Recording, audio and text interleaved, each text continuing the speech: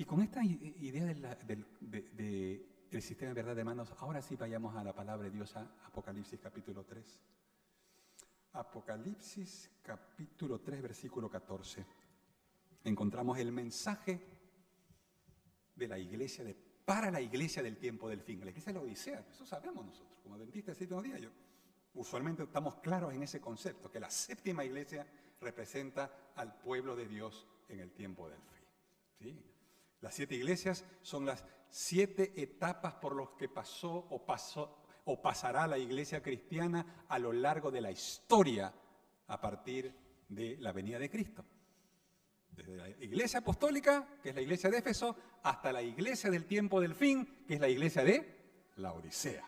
Y el llamado de Dios a la Odisea es el siguiente, mensaje, versículo 14. Escribe al ángel de la iglesia de la Odisea: el amén, el testigo fiel y verdadero, el principio de la creación de Dios. ¿Quién es este? Es Cristo.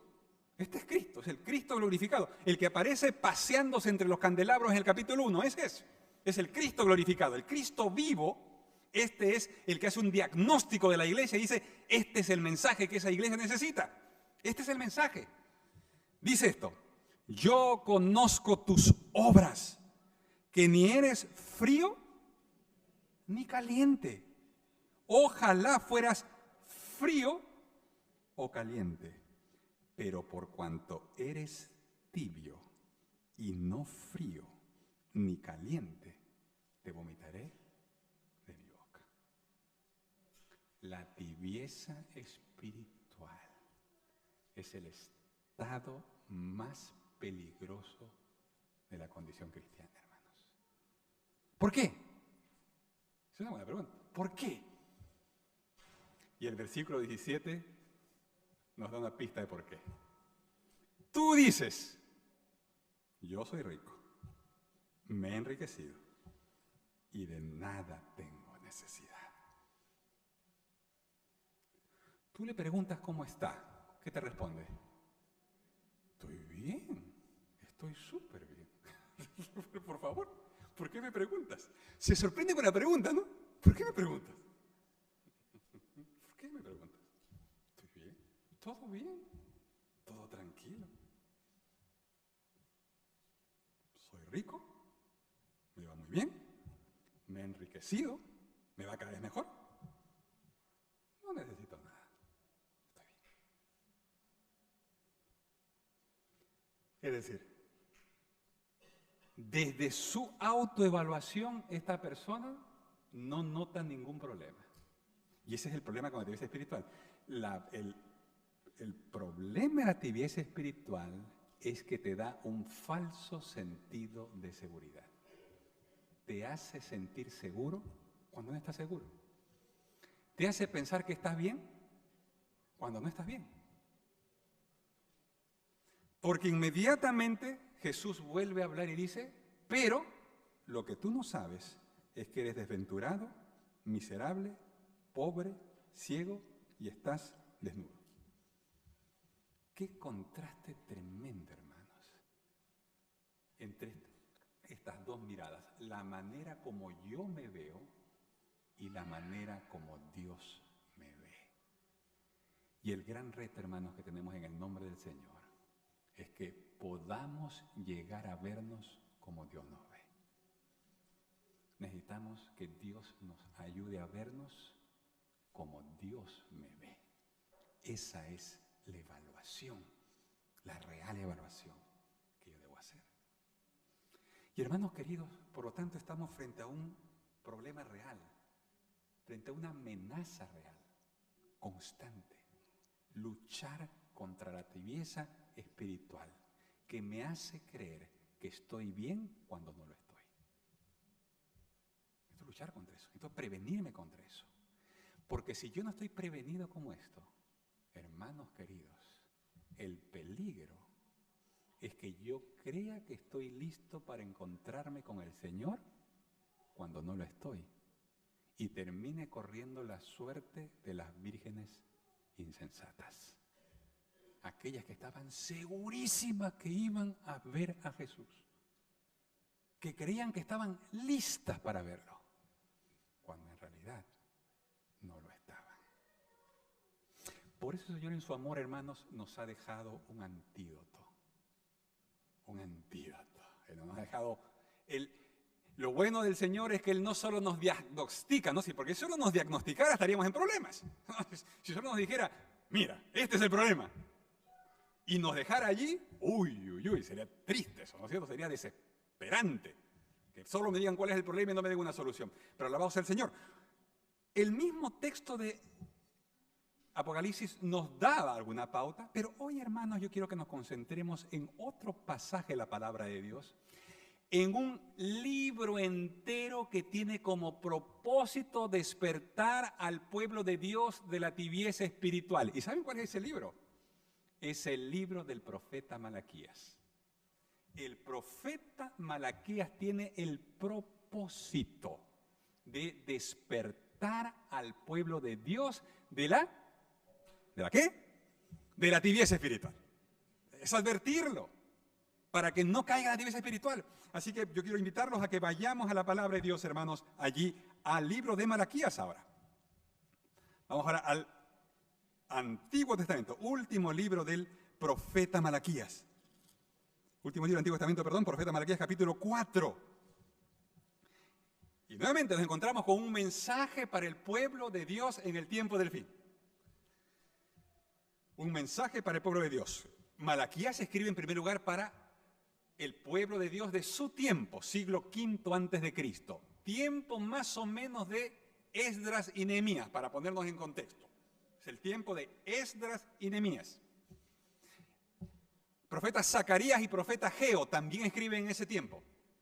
Y ahí aparece ahora Malaquías, que detecta que la tibieza espiritual se está apoderando de ese pueblo de Dios que está esperando a Jesús. Porque el pueblo de Dios del Antiguo Testamento está esperando a Jesús en su primera venida. En cierto sentido es un pueblo adventista.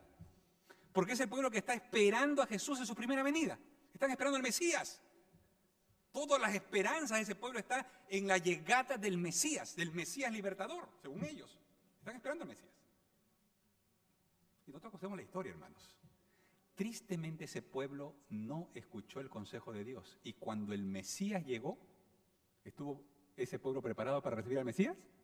A los suyos vino, dice Juan, capítulo 1, versículo 14, y los suyos no le recibieron. Tristemente. Y entonces viene el mensaje de Dios ahora para el pueblo de Dios en el tiempo del fin. Capítulo 4, versos 1 en adelante. Dice la palabra de Dios.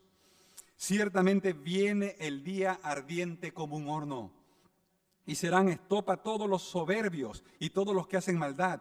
Aquel día que vendrá los abrazará, dice Jehová de los ejércitos, y no les dejará ni raíz ni rama. ¿A qué día se refiere aquí? La segunda venida de Cristo. El día cuando el fuego consumidor del Señor lo va a destruir todo. Eso se refiere aquí, claramente, es el día del Señor. Segunda venida de Cristo. Versículo 2. Mas para vosotros, los que teméis mi nombre, alabado sea Dios. Siempre hubo un remanente y siempre lo habrá. Los que teméis mi nombre, nacerá el sol de justicia, y en sus alas traerá salvación. Saldréis y saltaréis. Ese es el deseo de Dios para nosotros, hermanos. Él quiere que ese día sea el día del mayor gozo que alguna vez habremos experimentado. Un día de salvación. Es un nuevo amanecer, el inicio de una nueva era, de una nueva historia. Sí, eso tiene que ser el día del Señor. No un día de destrucción, sino un día de salvación. Porque el día del Señor será ambas cosas. Para algunos será un día de destrucción, para otros será un día de salvación. Dice que seremos libres como becerros de la manada. Versículo 3. Pisotearéis a los malos, los cuales serán ceniza bajo las plantas de vuestros pies en el día que yo actúe, dice Jehová de los ejércitos. Un día Jesús va a actuar, hermanos, y pondrá fin a todo este orden terrenal, al gobierno del príncipe de las tinieblas, que es el príncipe de este mundo. Un día todo esto terminará, hermanos. Un día pronto terminará. Esto muy pronto terminará. Recordémoslo. Todo esto muy pronto terminará. Dios nos recuerda, esto va a terminar.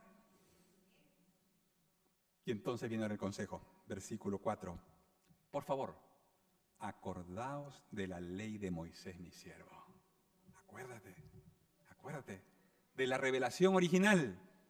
El sistema de verdad, la palabra de Dios, empezó con una revelación original que fue dada ¿a quién? Al primer profeta. ¿Quién fue? Moisés, el Pentateuco. Hermanos queridos, si el pueblo de Dios hubiera sido fiel al Pentateuco, probablemente no se hubiera necesitado más revelación profética. Esa revelación hubiera sido suficiente. En el Pentateuco estaba resumido, condensado, todo lo necesario para que el pueblo de Dios sea salvo. Pero es por la dureza de corazón del pueblo, por esa intransigencia natural que hay en nosotros, por esta resistencia, que Dios tiene que vez tras vez enviarnos nuevos mensajes proféticos. Arrepiéntanse, vuelvan a Dios, acuérdense de Moisés, no se olviden de la palabra, por favor, sigan a Dios, no las modas, sigan a Dios, no las costumbres, sigan a Dios, no la tradición, sigan a Dios, por favor, sigan a Dios, sigan el mensaje del Señor. No las costumbres de esta tierra, no de este mundo. Sigan la palabra de Dios. Es el único camino seguro, por favor. Pero vez tras vez el mensaje llega.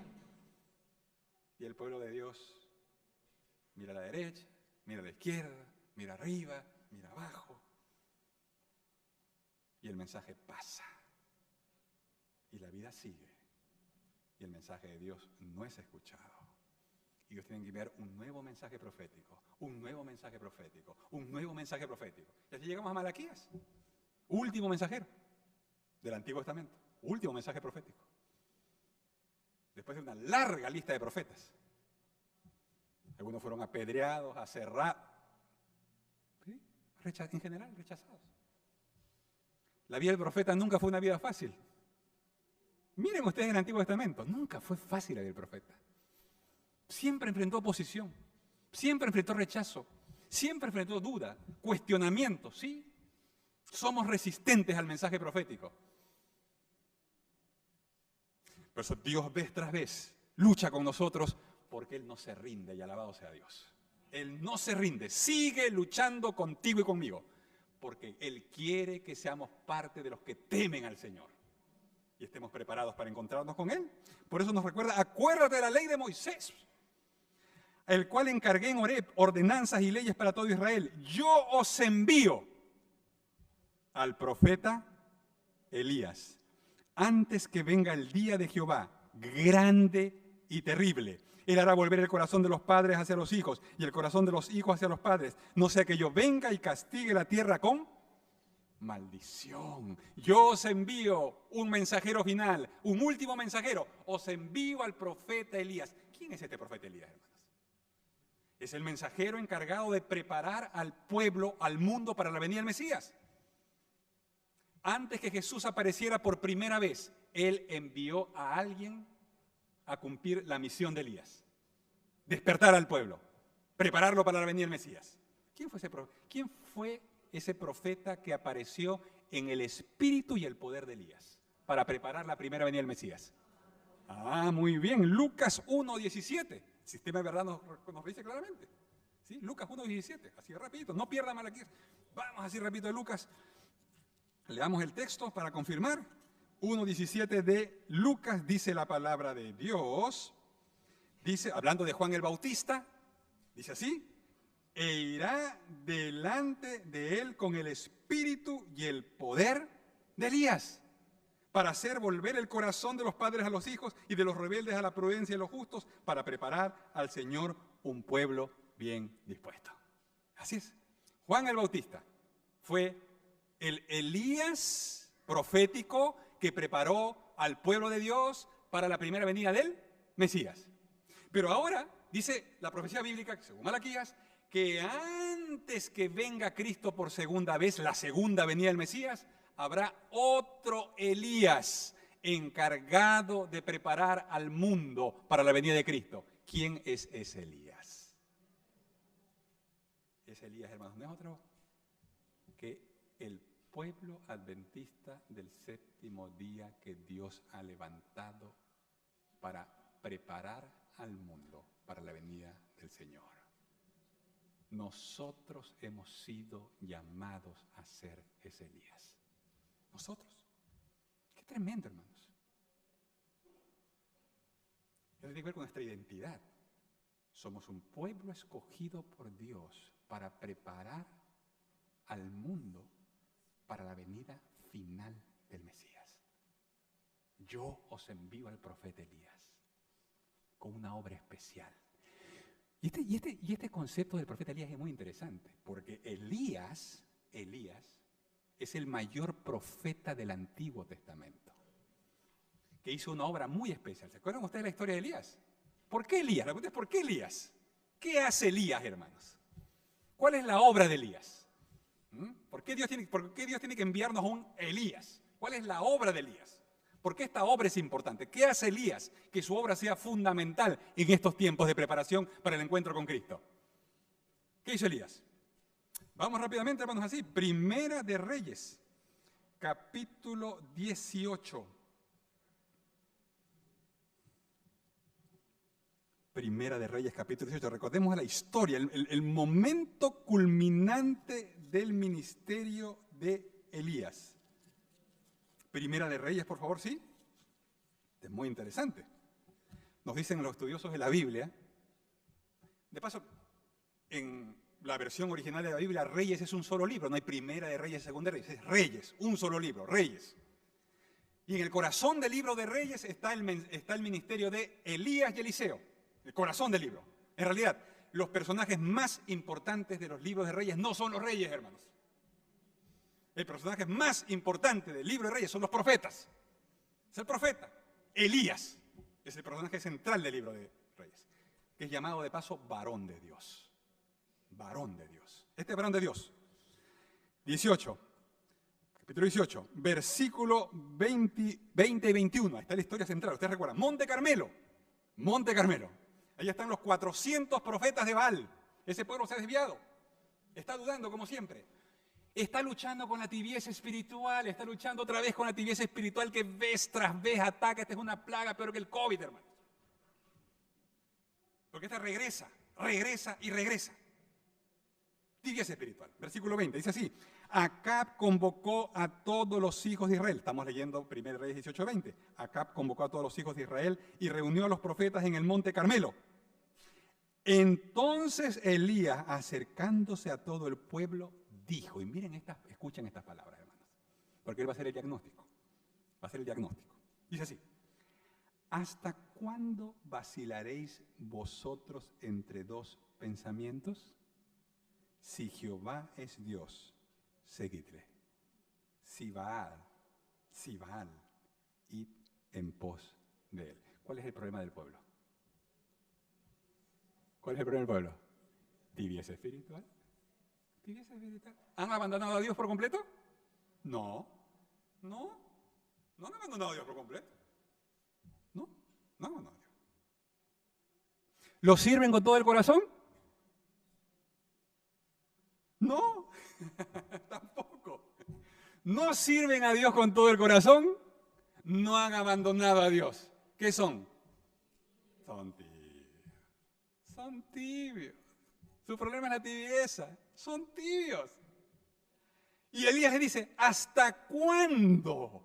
¿Hasta cuándo? ¿Hasta cuándo? ¿Hasta cuándo van a estar allí? Ni uno ni otro. ¿Hasta cuándo? Ustedes conocen la historia. 400 profetas, ¿no? Toda la mañana, llamando a Baal, la prueba, ¿no? El que haga descender fuego del cielo, ese es Dios. Primero los de Baal, les da chance, ¿no? Ustedes primero. 400. Ceremonias, gritos, cortes, espectáculos. Ni una chispa de fuego, hermanos. Nada. Mucha bulla, pero nada de fuego. ¿Sí, no? Mucha bulla, mucho ruido, mucho espectáculo, pero no hay fuego. No hay fuego. No hay vida espiritual. Hay formas, hay ruido, hay fachada, hay apariencia, pero no hay fuego, no hay vida espiritual. Y entonces el turno del varón de Dios. Y alabado sea Dios, hermanos. Porque Elías era uno. Humanamente era uno. era 1 contra 400. Pero esto no se trata de número. No importa quiénes son más. En el gran conflicto no importa quiénes son más. No importa cuántos no son fieles. Lo importante es que haya, aunque sea, unos pocos fieles. Con unos pocos fieles es suficiente. Con unos pocos fieles Dios siempre hizo y hará lo que tiene que hacer. Así que no coloques tus ojos en nosotros. Ora por los otros. Amén. Pero preocúpate por ti. En que tú estés y que tú seas parte de los fieles. Y entonces dice la palabra de Dios, versículo 30, que Elías hizo algo estratégico. Dice así, versículo 30. Entonces dijo Elías a todo el pueblo, acercaos a mí. Todo el pueblo se le acercó y Elías arregló el altar de Jehová que estaba arruinado. ¿Qué hizo Elías? ¿Qué hizo Elías? ¿Por dónde empezó? ¿Por dónde empieza la restauración, la reforma? Por la restauración del altar de Jehová que estaba arruinado. Porque toda obra de restauración, toda obra de revivamiento, toda obra de reforma empieza por donde tiene que empezar. Empieza por la restauración de la verdadera adoración que tiene que ver con la restauración del altar. El altar, el símbolo de la adoración. En la economía judía, en el sistema judío de adoración, la adoración empezaba con el altar. Porque en el altar se ofrecían todos los sacrificios, que son el centro del sistema de adoración. En el altar se ofrecen sacrificios. Sin sacrificio no hay adoración, hermanos. El sacrificio es el centro de la adoración. Sin sacrificio no hay adoración. Y Elías lo sabe. Y por eso lo primero que hace es restaurar el altar. Y cuando volvemos a Malaquías, por eso Dios dice, mira, en el tiempo del fin hay que enviar otro Elías. Porque hay que volver a restaurar ¿qué hay que restaurar? Los altares. Hay que restaurar la verdadera oración. Hay que restaurar la verdadera adoración. Volvamos a Malaquías. Y entonces nos encontramos con el mensaje de Malaquías. Y Malaquías va a ser Malaquías capítulo 1. Ahora sí vamos. Mira, ahora vamos al diagnóstico ya más preciso, ¿no? El concepto general, vamos al preciso. Y entonces Malaquías nos va a decir, hermanos, que esta obra de restauración pasa por diagnosticar 3 problemas. ¿Sí? La tibieza espiritual, según el mensaje de Malaquías, tiene 3 síntomas que tienen que ser resueltos de manera directa y oportuna. 3 síntomas. Capítulo 1, versos 6 al 8. Vamos al primer síntoma. Primer problema de aquellos que están enfrentando la tibieza espiritual. ¿Sí? Aquí viene el diagnóstico divino para que nosotros vamos a hacer una autoevaluación. Esto no es para evaluar a otros. Esto es para evaluarme a mí mismo. Y aquí Malaquías va a darnos 3 elementos claves para hacer un diagnóstico. Primer elemento, versículo 6 al 8. Dice así, el hijo, estamos en capítulo 1, 6 al 8. El hijo honra al padre y el siervo a su señor. Si pues yo soy padre, ¿dónde está mi honra? Y si yo soy señor, ¿dónde está mi temor? Dice Jehová de los ejércitos, a vosotros los sacerdotes que menospreciáis mi nombre y decís, ¿en qué hemos menospreciado tu nombre? En que ofrecéis sobre mi altar pan inmundo. Problema de sacrificio. En el altar que ofrecen, dice, pan inmundo. Y todavía decís, ¿en qué te hemos deshonrado?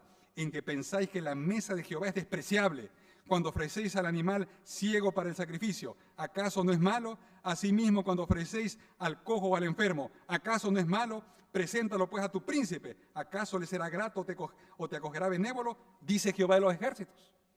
¿Cuál es el problema, hermanos? ¿Qué estaban llevando a sacrificar, dice el pueblo? Animales no aceptables. ¿Cómo tenía que ser la ofrenda de sacrificio? Perfecto, el mejor cordero. Pero este pueblo no estaba presentando lo mejor, estaba presentando cualquier cosa. Cualquier cosa. Ciego, cojo, robado, quebrado. Estaban llevando a sacrificar esto. Y dice, me están deshonrando. Están haciendo sacrilegio ustedes. No me están adorando como yo merezco. No me están dando la honra que yo merezco. No me están reconociendo como yo merezco ser reconocido. Me están deshonrando. Ustedes dicen que me honran, pero no me están honrando. Me están, con lo que ustedes hacen, en vez de honrarme, me están deshonrando. Porque la ofrenda que están ofreciendo no es una ofrenda digna de mí. Y hermanos queridos, nosotros no entregamos sacrificios corderos aquí. Pero Romanos capítulo 12, 1 y 2. ¿Qué dice allí?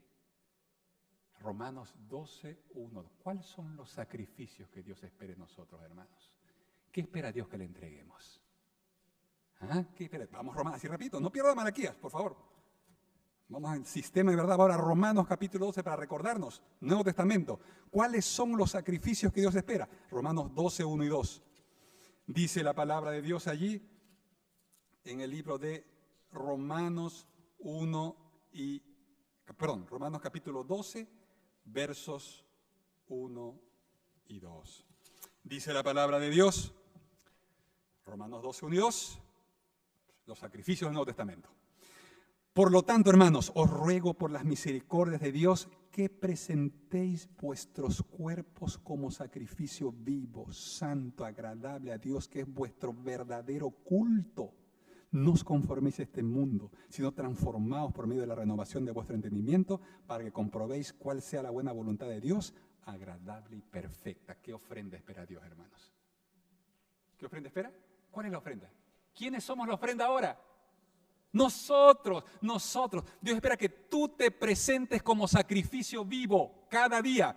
Y aquí viene un concepto central, por aterrizamos a la práctica diaria, hermanos. ¿Cómo sucede esto? ¿Cómo es que nos presentamos como sacrificio vivo delante de Dios cada día? Esa presentación delante de Dios, simbólicamente, en el tiempo actual, empieza, hermanos, por la restauración del altar del culto familiar en la casa de cada creyente.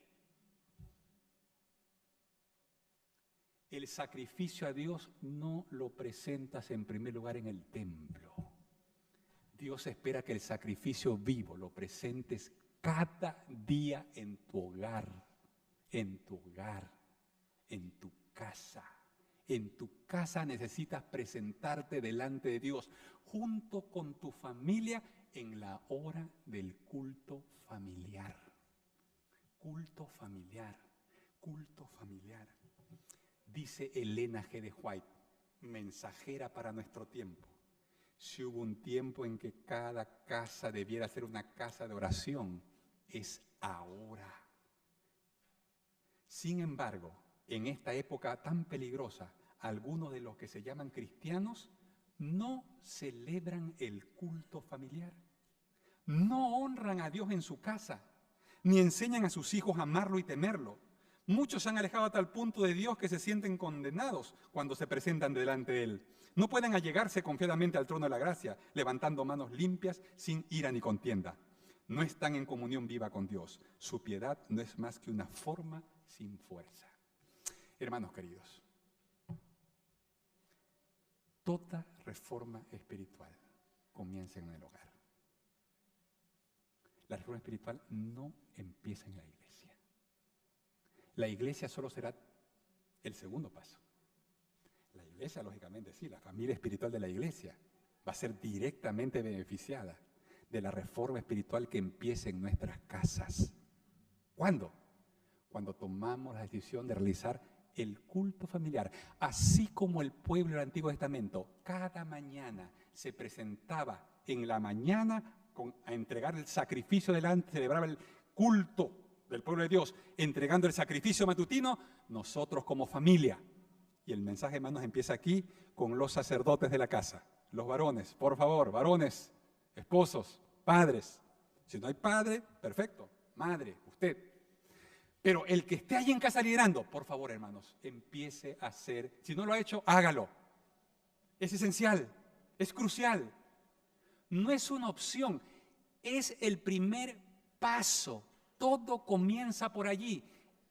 La lucha contra la tibieza espiritual empieza con el sacrificio diario que se celebra en el momento del culto familiar, en la mañana y en la tarde. Reúnan a sus hijos, los que tienen hijos en casa. Abran la palabra de Dios. Canten. Oren juntos. No tiene que ser largo, puede ser algo corto. Pero busquen juntos la presencia de Dios. Y Dios vendrá en persona a sus casas, hermanos. El Espíritu Santo va a obrar de manera poderosa. Podríamos dar una larga lista de milagros que Dios hace cuando una familia comienza a hacer el culto familiar. ¿No me crees? Prueba. Prueba. Comiencen. Júntense. ¿No están hijos en casa? Esposo con esposa. Júntense. Oren para que el Espíritu Santo los tome como sacrificio vivo ese día. Al comenzar el día y al terminar el día. Oren juntos como matrimonio. Oren juntos como familia. Por favor, hermanos. El reavivamiento espiritual. Dios manda a Elías para que se restaure el altar del culto. La adoración a Dios empieza por la adoración familiar. Cada familia, una casa de oración.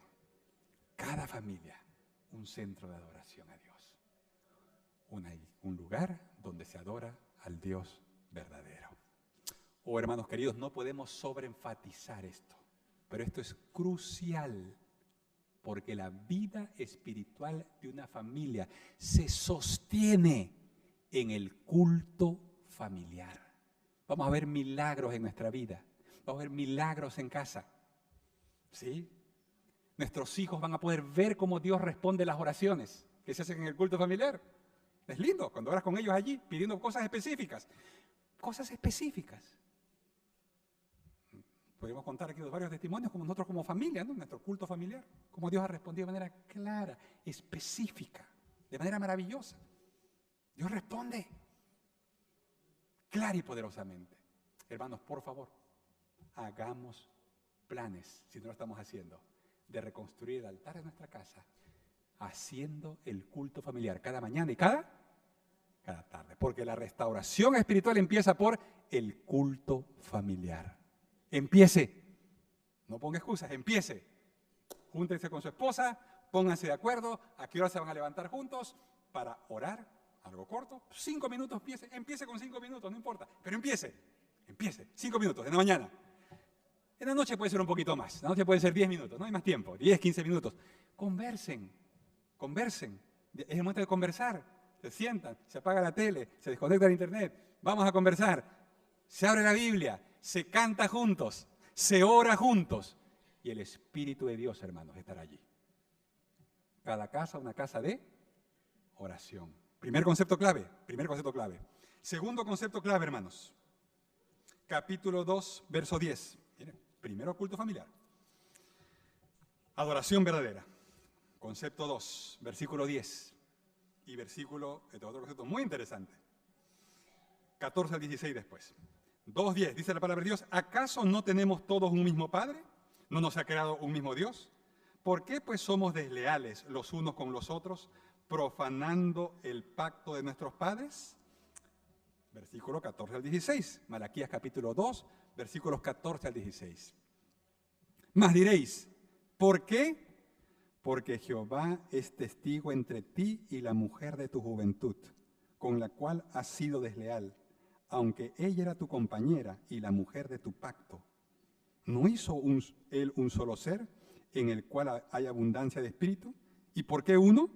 Porque buscaba una descendencia para Dios. Guardaos pues en vuestro espíritu, y no seáis desleales con la mujer de vuestra juventud.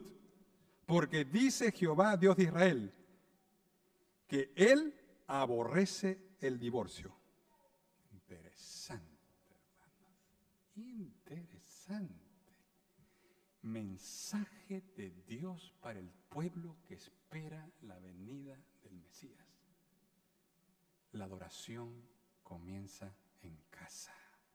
Tu casa nunca estará segura mientras no sea una casa de oración. Así como en el tiempo del Éxodo, solo las casas teñidas con la sangre de Cristo estuvieron protegidas contra el ángel destructor.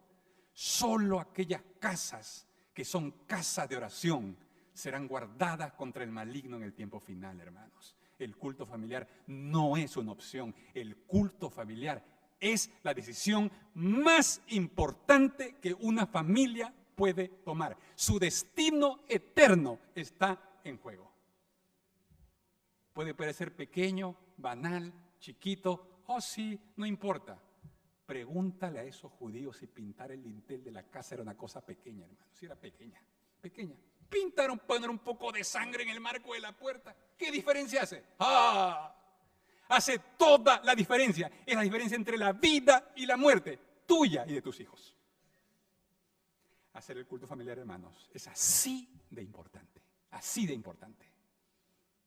Tomémosle el peso que esto tiene, hermanos. Porque es el mensaje de Dios para su pueblo en el tiempo del fin. Culto familiar, primera cosa. Pero luego viene un segundo mensaje. Dice, señores, por favor, en segundo lugar, por favor, cuiden sus matrimonios. Cuiden sus matrimonios. Cuiden sus matrimonios. Y cuidar el matrimonio significa no solamente permanecer juntos. No es solo permanecer juntos. Cuidar el matrimonio significa permanecer juntos y felices. Está mejor así, ¿no es cierto? No alcanza con estar juntos, hermano. No. Es matrimonios sólidos que permanecen juntos y felices. Que son una inspiración para las nuevas generaciones. Son una inspiración. De verlos a ustedes, sus hijos, los jóvenes que los rodean, quieren tener un matrimonio como el suyo. ¿Quieren tener como el suyo? Sí, lo desean en su corazón. Hoy hay una tendencia cultural. Los chicos no quieren casarse. Tienen rechazo contra el matrimonio. Bueno, necesitamos provocarlos. Hay que provocarlos, hermano. Hay que provocar que los chicos tengan buenos matrimonios. ¿Cómo provocamos a que los chicos tengan buenos matrimonios? Con un buen matrimonio, pues, hermano. Y eso es lo que está diciendo aquí. Por favor, tengan un buen matrimonio. Sean juntos, pero felices. Como dice Proverbios, gózate con la mujer de tu juventud. Gózate. Celebra tu aniversario. Eso celebra, hermano. Celebramos un ascenso de trabajo. Mira, no se compara, hermano. Un ascenso de trabajo es bueno. Pero no se compara con un año de aniversario, ¿no?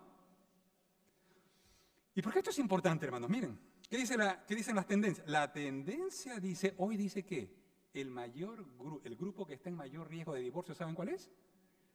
Esa es la edad mediana. Hoy se habla de el divorcio gris. El divorcio, ¿no se ha escuchado eso? La tendencia actual, el divorcio gris. Separaciones de mayores de 50 años. Se han duplicado. 20 años de matrimonio. 30 años de matrimonio. ¿Por qué? Bueno, porque ahora hay mayor expectativa de vida. La gente vive 70, 80 años. Entonces comienzan a pensar, todavía tengo una nueva oportunidad, ¿no? Todavía puedo haber una nueva oportunidad. Tengo 50, todavía puedo. Interesante. Así piensa, es una tendencia, yo estoy solo describiendo. Este dato es de Australia. En Australia se han duplicado los divorcios, los mayores de 50 años. ¿Qué otra cosa más? Bueno, también está el tema de no saber enfrentar la crisis de la pérdida de la mediana edad. ¿Cierto? Ya a la mediana edad comenzamos a perder a nuestros padres. Comenzamos a enterrar a nuestros padres a la mediana edad. Comenzamos a perder a nuestros padres.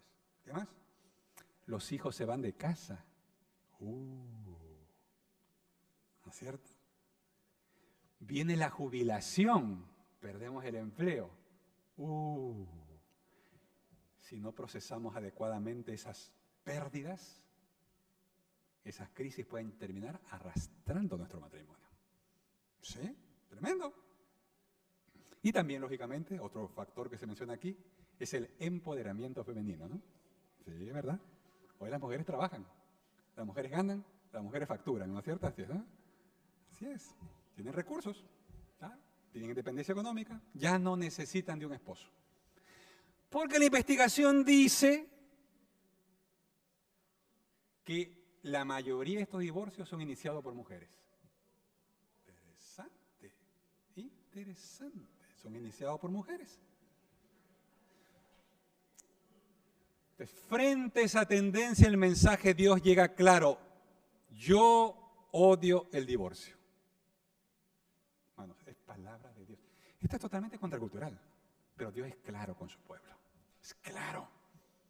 Nosotros podemos buscar irnos por las ramas, pero el mensaje de Dios es claro. Yo odio el divorcio. Gózate con la mujer de tu juventud. Hermanos queridos, cuidemos nuestros matrimonios. Los hogares cristianos son pilares fundamentales, testimonios poderosos del Evangelio.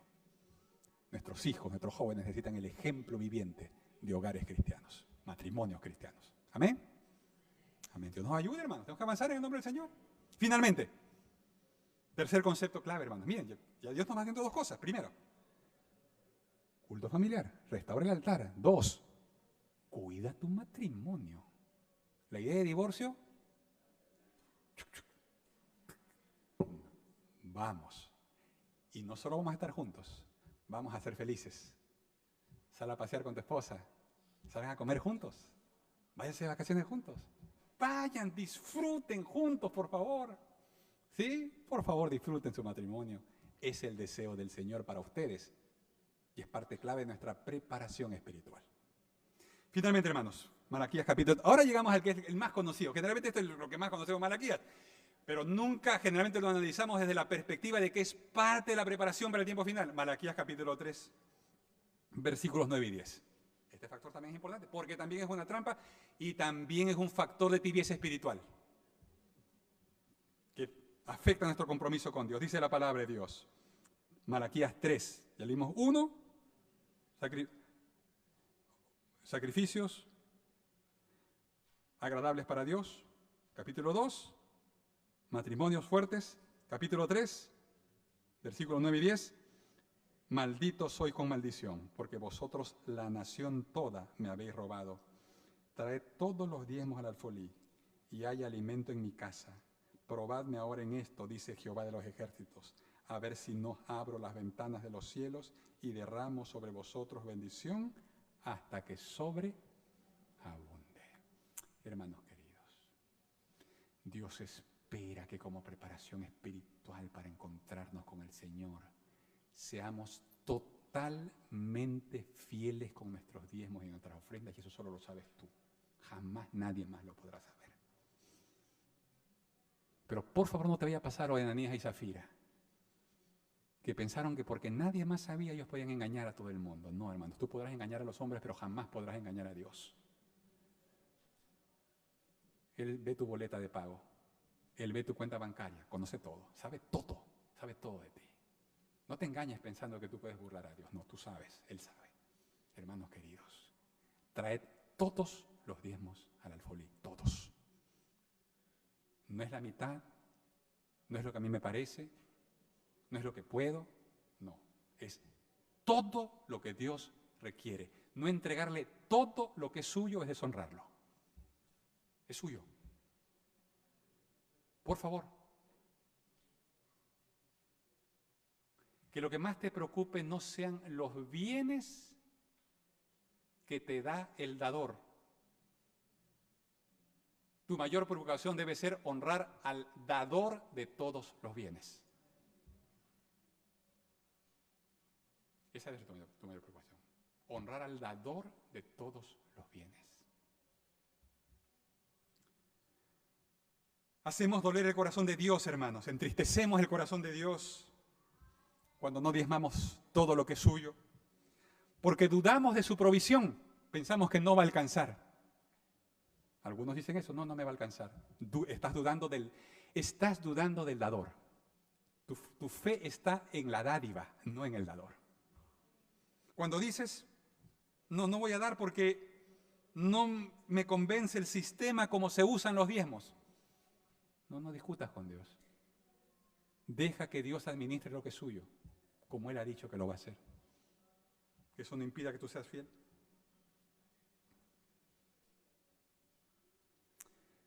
Hermanos queridos, necesitamos fundamentalmente ser fieles con esto porque esta es una vacuna contra el materialismo. El dinero y las posesiones materiales rápidamente ocupan en la vida de muchos el lugar que no debe ocupar. El lugar más importante de sus vidas, su mayor preocupación. Su mayor preocupación es el dinero. su mayor preocupación no es Dios. Y mientras tú no seas fiel a Dios, la mayor preocupación tuya será el dinero. El día que tú seas fiel a Dios, Dios se va a encargar de cumplir sus promesas. ¿Cuál es su promesa? Yo derramaré bendiciones hasta que sobre, abunde. Porque esto es lo paradójico, hermanos.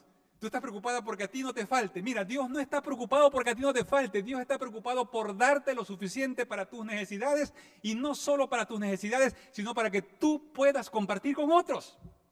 Para que tú puedas ser una fuente de bendición para otros. Ese es el deseo de Dios. Él quiere que sobreabunde. Dios dice, yo no solo quiero darte para ti, entiéndelo. No solo quiero darte para ti, entiéndelo. No solo quiero darte para ti, entiéndelo. Pero sé fiel para que yo pueda darte todo lo que quiero darte a fin de que tú puedas ser una bendición para otros. Esto es privilegio, hermanos. Ser canales de bendición para otros. Ser fiel en los diezmos, hermanos, es un asunto vital en esta preparación.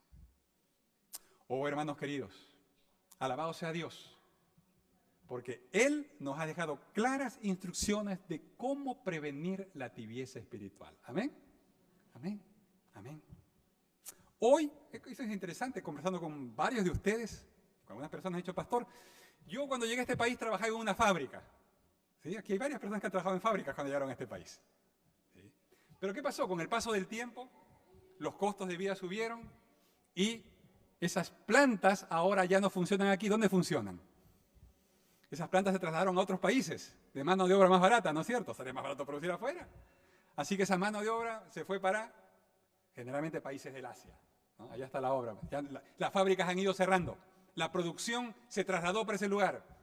Oh, hermanos, eso que sucede en el campo financiero y económico y comercial no puede suceder en la vida espiritual. La fábrica de la fe es el hogar. La fábrica de la fe, repito eso, la fábrica de la fe es el hogar. Es en el hogar donde se fabrica la fe por la gracia de Dios. Cada hogar adventista debe ser una fábrica de fe. Esa fábrica de fe no puede cerrar. Esa fábrica de fe, esa responsabilidad de esa fábrica de fe no puede ser trasladada ni a la iglesia ni al colegio. No. La fábrica de fe fue, es y será un hogar cristiano, un hogar fiel, donde se hace el culto familiar todos los días, mañana y tarde. Es un hogar fiel, donde padre y madre cuidan su matrimonio, porque ese es el mejor regalo que pueden darle a sus hijos, un hogar feliz y cristiano. Y en tercer lugar, la fábrica de la fe es un hogar donde todo se diezma, todo lo que se recibe se diezma con gozo y gratitud. Porque Dios es bueno y porque para siempre es su misericordia. Y porque cuando nuestros hijos ven, hermanos, cuando nuestros hijos ven, porque este es el poder del Evangelio. El poder del Evangelio no es el poder que solo se predica, es el poder que se vive. Cuando tus hijos ven cómo las bendiciones son reales en tu casa, entonces ellos quieren tener una casa como la tuya. Una casa de bendición, una casa donde Dios se goza en estar, donde se goza en bendecir, donde se goza en prepararlos. Y en prepararnos para que estemos listos para encontrarnos con Jesús cuando Él venga por segunda vez.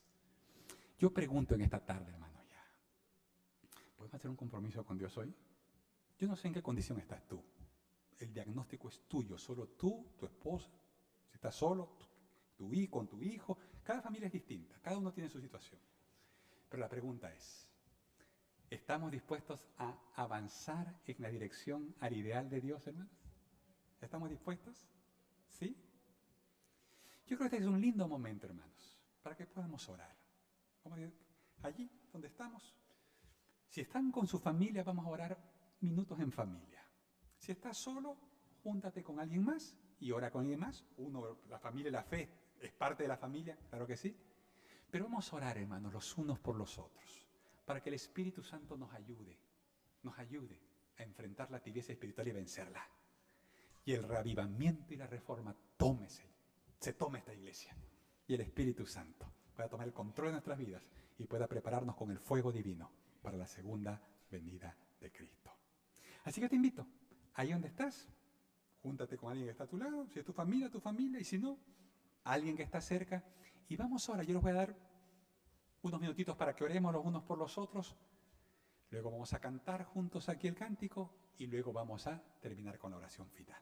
Así que vamos allí a juntarnos en oración, pidiendo que el Espíritu Santo nos ayude a movernos en dirección al ideal divino. Amén. Amén. Sí, vamos a hacer momentos de oración, hermanos.